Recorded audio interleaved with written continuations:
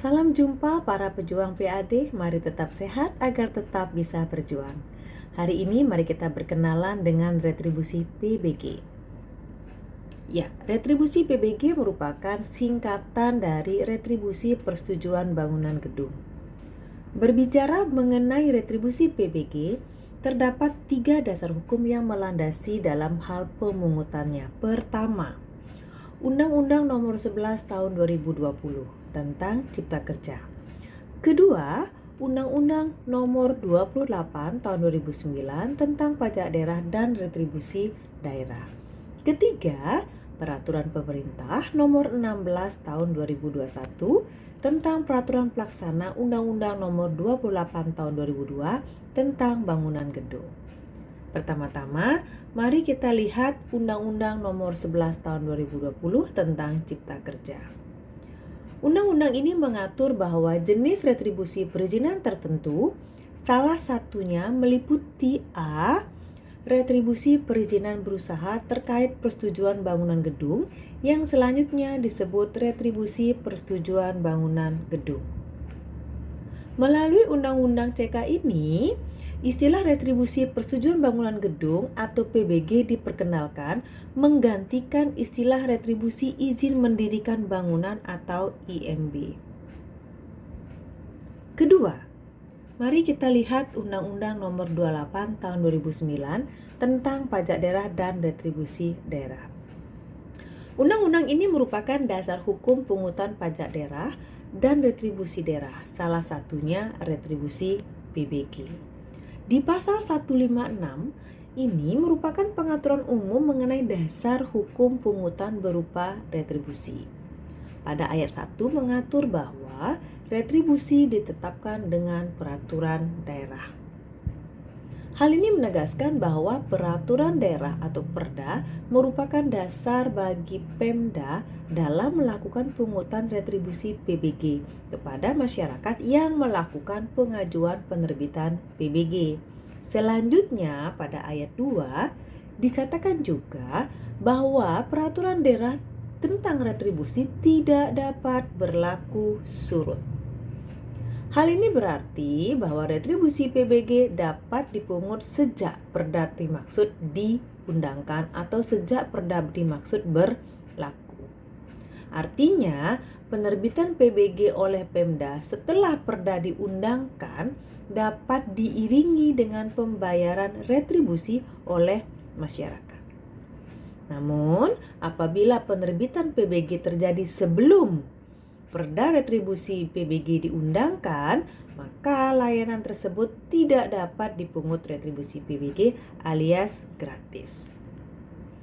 Nah, kaitan pungutan retribusi PBG sangat bergantung dengan ketersediaan layanan. Untuk itu, mari kita lihat dasar hukum yang ketiga.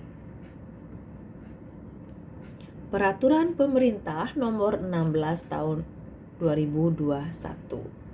Pada prinsipnya, peraturan pemerintah ini merupakan dasar hukum teknis yang wajib dipedomani Pemda ketika menyelenggarakan layanan persetujuan bangunan gedung.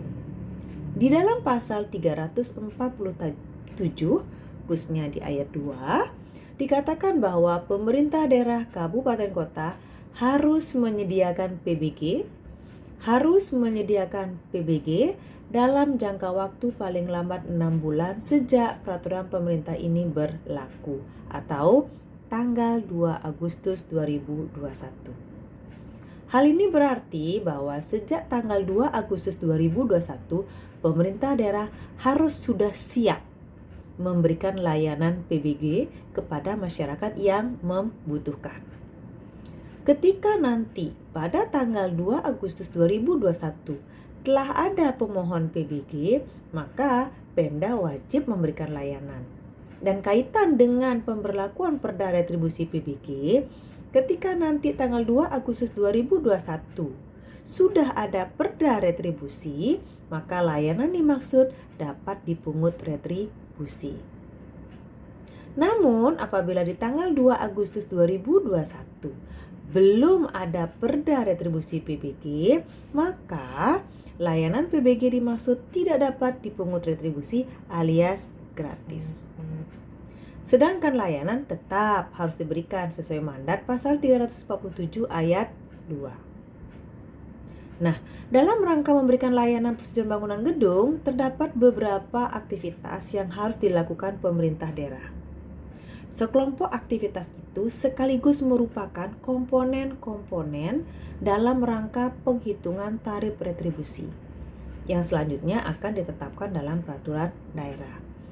Adapun sekelompok aktivitas itu meliputi layanan pemeriksaan pemenuhan standar teknis, penerbitan PBG, inspeksi bangunan gedung, penerbitan SLF dan SBKBG, serta pencetakan plakat SLF.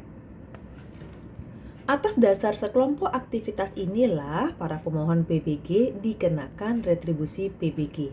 Hal ini sejalan dengan apa yang diatur dalam pasal 154 ayat 1 Undang-Undang Pajak Daerah dan Retribusi Daerah, bahwa prinsip dan sasaran dalam penetapan tarif retribusi perizinan tertentu didasarkan pada tujuan untuk menutup sebagian atau seluruh biaya penyelenggaraan pemberian izin yang bersangkutan. Maka dari itulah kenapa pemohon PBG harus dikenakan pungutan.